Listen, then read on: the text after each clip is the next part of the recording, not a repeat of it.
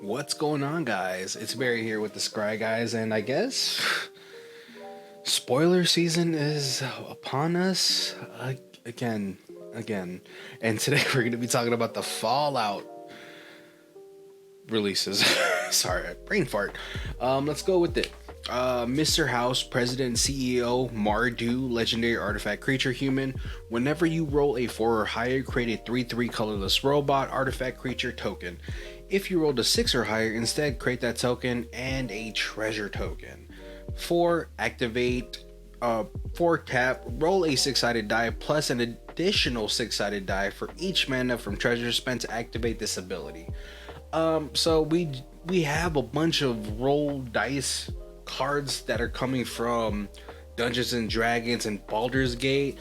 This doesn't specify the dice that you're going to be rolling, so I know for this creature itself, it has a tap ability where you can roll 2 dices depending on how many treasures you spend to activate this ability, which I mean is already kind of nuts that it already has it on itself. But you could also add in things like Barbarian class that lets you roll additional dices, because this doesn't say like, and then with the Barbarian class you just have to choose a dice, but then if you're rolling 2 dices, I don't think it matters.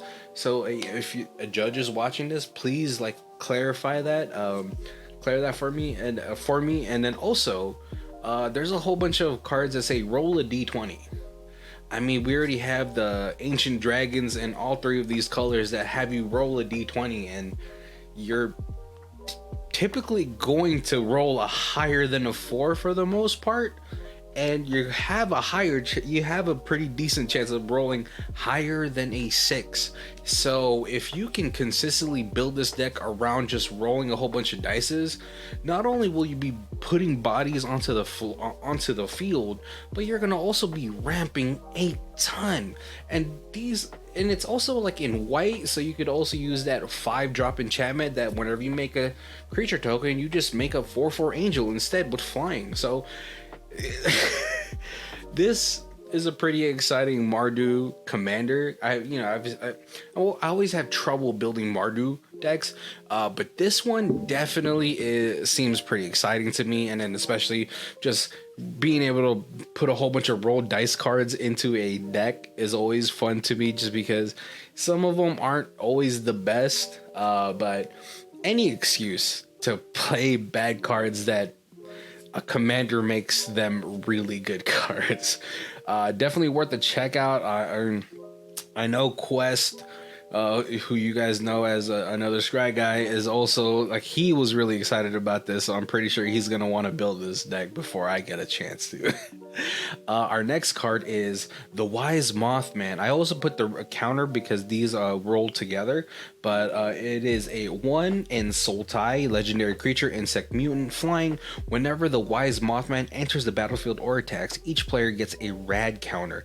Whenever one or more non-land cards are milled, put a +1/+1 on each up to X target creatures, where X is the number of non-land cards milled this way. And a rad counter, which I'm safe to assume that it is a radiation counter. It says at the beginning of your pre-combat main phase, if you have any rad counters, mill that many cards. For each non-land card milled this way, you lose 1 life and a rad counter. So this is pretty cool too. I mean, depending on like if you're building this with like proliferate situations, I mean, there's that one 5-drop blue enchantment that says whenever you cast a spell, proliferate. So you could really get these counters just super high. I don't know how it works with doubling season, giving your opponents double the rad counters. I don't know if it works that way. Rules are not my thing, you know. I'm always double checking on the rules, so definitely check that out. But there is a whole bunch of like proliferate cards out in Magic. I mean, it's been around for a cool minute now. And then even in this set, there is I believe a Rad Storm that has Storm proliferate. So essentially in these colors, I mean, there's so many different type of like archetypes that you can go and run. You could do like a whole bunch of zombies, just elementals even. You could also put in what's this called? Oh man, it's it's the Panharmonicon and the Command Zone. I'm so bad with names, guys. But this could also double up on those counters, because then when this enters, you get the triggers twice. And these radiation counters are pretty brutal, especially if you build your deck towards that situation, because then you could mill people for a ton. And obviously you could also put cards that maybe you're not building that way, maybe you're building it for the mill, and then you just put that black lane line in there, and then you're just taking away people's decks from them constantly. And this will be a pretty rough one, depending. Also, like, the whole set hasn't been released yet. It's just spoilers, the start of spoiler season for Fallout, I guess, even though next week is going to be Caverns spoiler season. I don't know if we can keep up with this, guys, but definitely, yeah, if more rad counter type of cards, more proliferate cards come out for this, because not only are we getting radiation counters, we're also getting junk tokens, and energy counters are coming back in this set too. So there is a ton to look out for. So this deck could be pretty nasty if built a certain way. What's our next one? Rex Cyberhound, 1 and Azorius legendary artifact creature robot dog. When Rex enters the battlefield, or when Rex Cyberhound deals combat damage to a player, they mill 2 cards and get 2 energy counters. Pay 2 energy, choose target creature card in a graveyard, exile it with a brain counter, activate only as a sorcery. Rex has all activated abilities of all cards in exile with brain counters on them. So there used to be a Grixis commander called Marisol that would put cage counters on things, and for that commander, even if Marisol leaves the battlefield or goes back to the command zone, when it comes back, those cage counters still count as it, because it doesn't count as like it doesn't matter if it's a new object, the counters are still tied. It's really difficult to really explain, but if I'm reading this correctly, Rex will also have the same situation. So when Rex comes onto the battlefield, even if it's a new one, whatever has a brain counter on them, it'll still count towards Rex. Now my brain went to Sage of Hours. So you can kind of sneak in Sage of Hours in there, because you can build Rex up with a couple counters, like +1/+1 counters, and then pitch Sage of Hours into the graveyard, have Rex deal combat damage, then pay the 2 energy, exile Sage of Hours, and then tap it to take an extra turn. And if you have a way to kept putting +1/+1 counters on Rex Cyberhound, then you just win the game. You just get infinite turns. So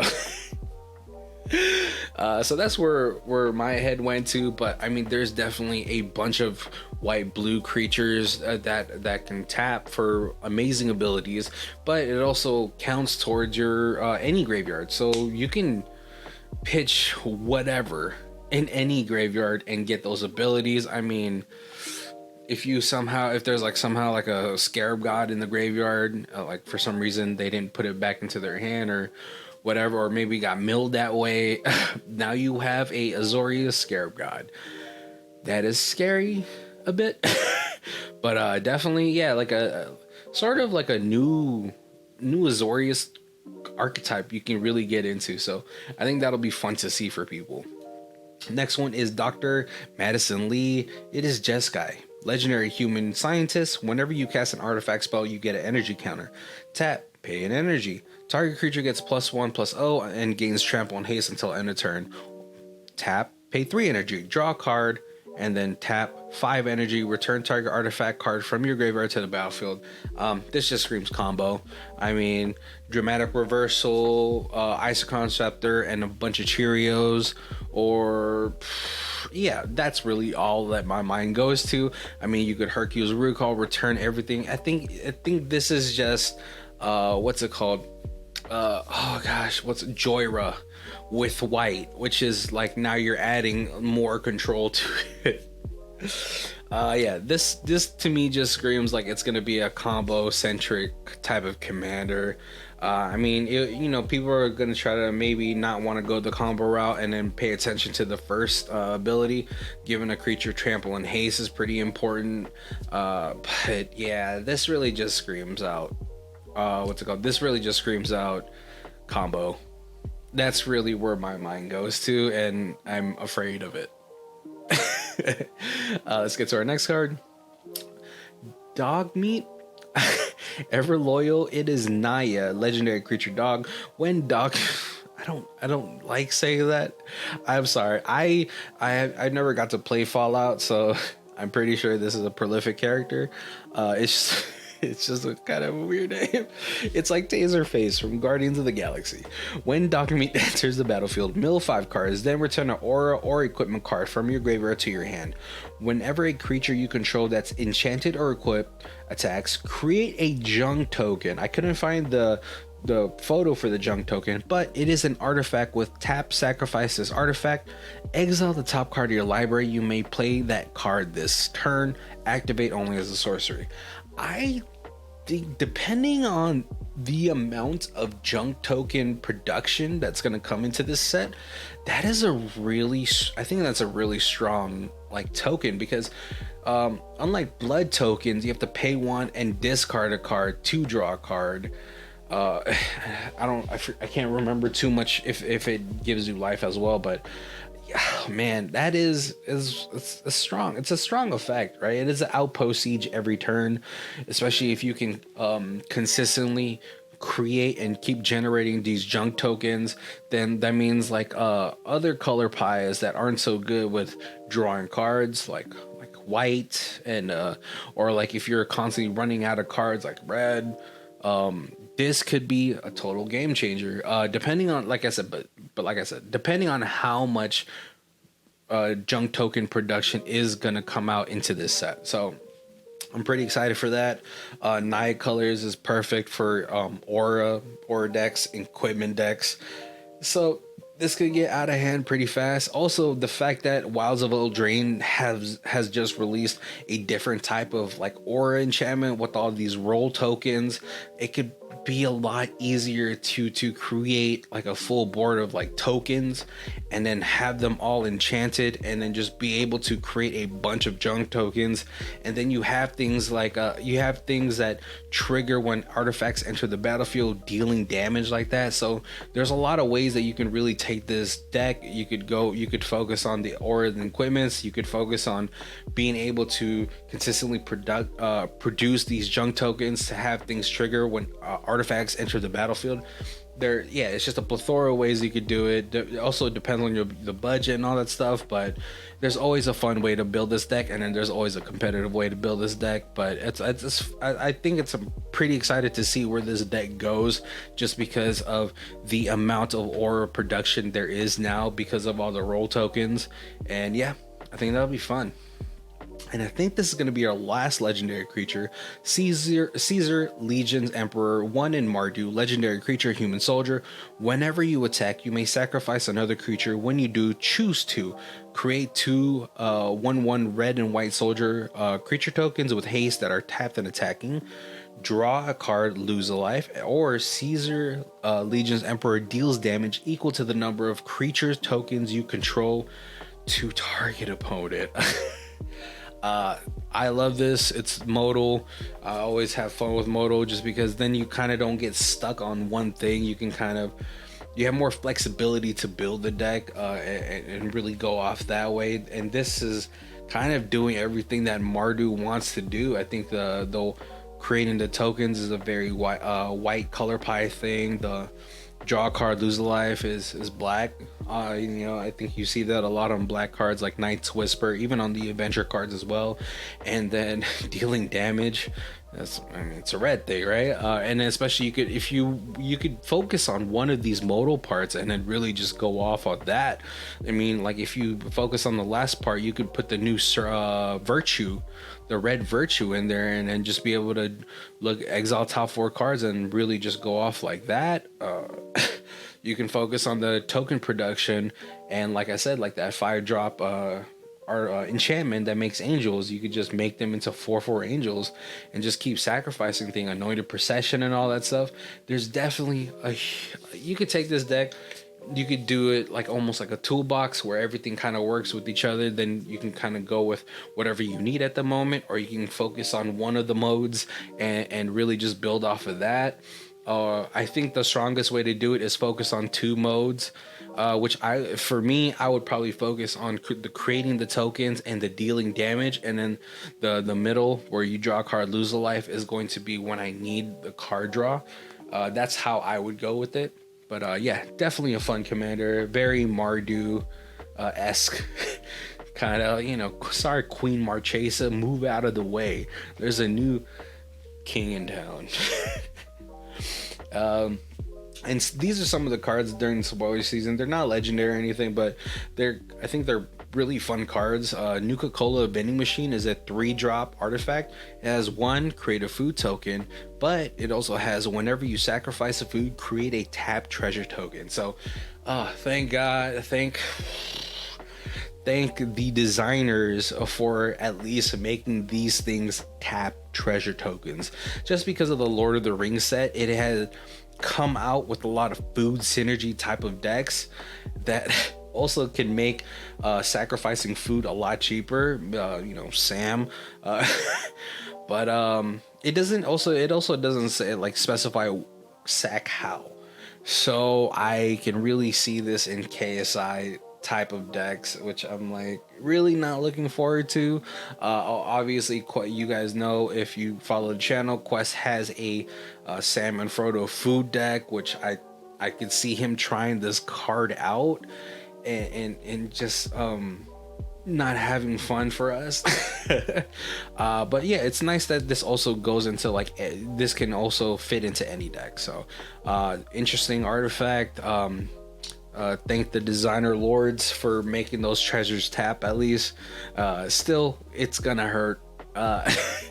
And this might be a decently priced uncommon. You never know. Up to Beanstalk is like $250 now, and the foil version is $5. This could be around that, depending, or maybe not, because it only really goes into food decks or anything that can kind of take advantage of foods and sacrificing them for a cheap price or for free. So yeah. And yeah, thankfully, at least the food production portion of it, you have to tap it. So, whew. Next card is Overcumbered. 1 and a white enchant aura. Enchant opponent. When overcumbered, enters the battlefield. Enchanted opponent creates a clue token, a food token, and a junk token. At the beginning of combat on enchanted opponent's turn, that player may pay 1 for each artifact they control. If they don't, creatures cannot attack this combat. So I really only think this is going to be an issue in more casual commander, just because CEDH, I very rarely do I see them go win games by combat. It's usually demonic fish, but this one, yeah, I think this might be an issue for more casual commanders. You put this on the guy that's creating a whole bunch of treasures, or you're just playing a whole bunch of artifacts or anything like that, or maybe you play Mycosynth Lattice and turn everything into artifacts, so that guy's definitely never attacking. Yeah. I think it's a very situational card, but at 2-drop, and if you're playing like Enchantress or anything like that, definitely worth a try out, especially if you're playing, maybe I have like an Azorius deck that doesn't have too many creatures, and this might kind of stem the bleeding against one player. So I think I would like to try this card out in specific decks. But yeah, pretty interesting. It's like a that player can attack me, ghostly prison type of situation. Let's see and then these are going to be some of the reprint cards. I'm glad Wasteland is getting a reprint. Crucible Worlds, Arcane Signet, and of course everything has to have a different art Soul Ring. At this point, there's just like a bajillion Soul Rings now. But I think I'm pretty excited for this set. I think there's some really cool new things in here, and bringing back energy counters and all that stuff, and I'm really excited to see the rest of it. I was thinking I wasn't going to be too excited for this, but it looks fun. it looks like a ton of fun. So tell me what you guys think. I want to know, like, what are you guys thoughts on this Universal Beyond stuff? At first, for me, I definitely wasn't into it, just because like I like Magic to be like fantasy based, but I'm pretty sure a lot of people are excited about this, even if they maybe don't play the game, they just want to collect the cards. So I don't know. But yeah, definitely tell me what you guys think of the set so far, of the spoiler seasons and all that stuff. Are you guys excited? I know I'm excited for the Final Fantasy Universes Beyond. So yeah. All right, guys, have a good one. Like, comment, subscribe. Let us know what you guys want to see. Definitely, we're coming out with more deck techs for you guys. It seems like you guys really like the budget ones, so I'm definitely gonna probably try to gear towards more budget-friendly decks. And yeah, have a good one, guys.